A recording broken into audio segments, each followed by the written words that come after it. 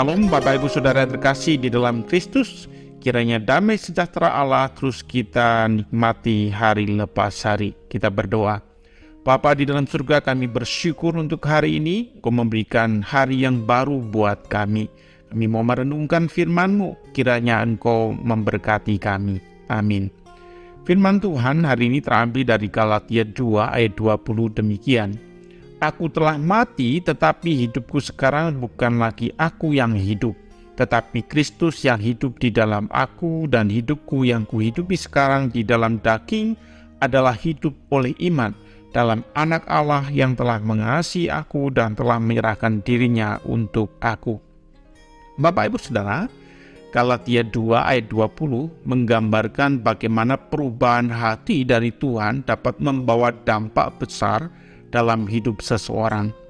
Ayat ini mengajarkan bahwa ketika kita bertobat dan mempercayakan hidup kita kepada Tuhan, kita mengalami perubahan yang signifikan dalam hidup kita. Pertama-tama, ayat ini menekankan pentingnya kematian diri dalam kehidupan orang percaya. Ketika kita memutuskan untuk mempercayakan hidup kita kepada Tuhan, kita harus menyerahkan seluruh hidup kita kepadanya. Ini berarti bahwa kita harus menyerahkan keinginan-keinginan kita yang egois, kebiasaan-kebiasaan buruk, dan pikiran-pikiran negatif yang tidak sesuai dengan kehendak Tuhan. Ketika kita menyerahkan seluruh hidup kita kepada Tuhan, maka hidup kita bukan lagi milik kita sendiri, tetapi milik Tuhan. Dalam ayat ini, Paulus menggambarkan dirinya sebagai orang yang telah mati, tetapi hidupnya kini dihidupkan oleh Kristus. Ini menunjukkan bahwa perubahan hati dari Tuhan bukan untuk tentang menghilangkan kebiasaan buruk atau perubahan sikap kita, tetapi memulai hidup yang baru dan sepenuhnya di bawah kuasa Kristus. Selanjutnya, ayat ini mengajarkan bahwa hidup yang baru ini hanya bisa dicapai melalui iman yang teguh dalam Anak Allah, yaitu Kristus Yesus. Ketika kita mempercayakan hidup kita kepada Kristus, kita mengalami perubahan hati yang mendalam, dan berarti kita menjadi lebih peka terhadap kehendak Tuhan dan lebih mampu mengikuti jalannya. Perubahan hati dari Tuhan juga membawa dampak besar dalam cara kita memandang hidup.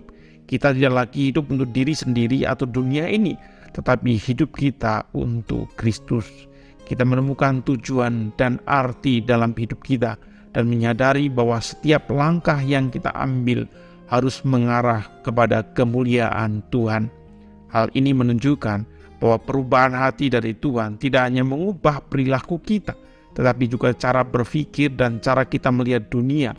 Kita mulai melihat dunia dengan cara yang berbeda dan mempertimbangkan kehendak Tuhan dalam setiap keputusan yang kita buat.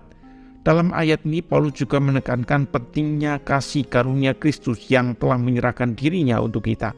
Kasih Kristus menjadi dasar dari perubahan hati kita dan memberikan motivasi bagi hidup kita untuk sesuai dengan kehendak-Nya. Kasih Kristus juga membawa pengharapan dan kekuatan dalam hidup kita, sehingga kita dapat menghadapi tantangan dan cobaan dengan iman yang teguh.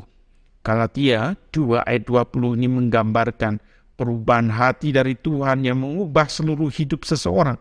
Perubahan hati ini melibatkan kematian diri, iman yang teguh dalam Kristus, kasih yang mendalam di dalam Kristus.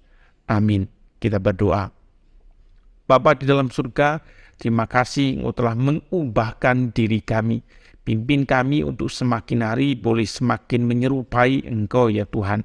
Saat ini kami mau beraktivitas, kiranya Engkau menolong kami. Di dalam nama Tuhan Yesus kami berdoa. Amin.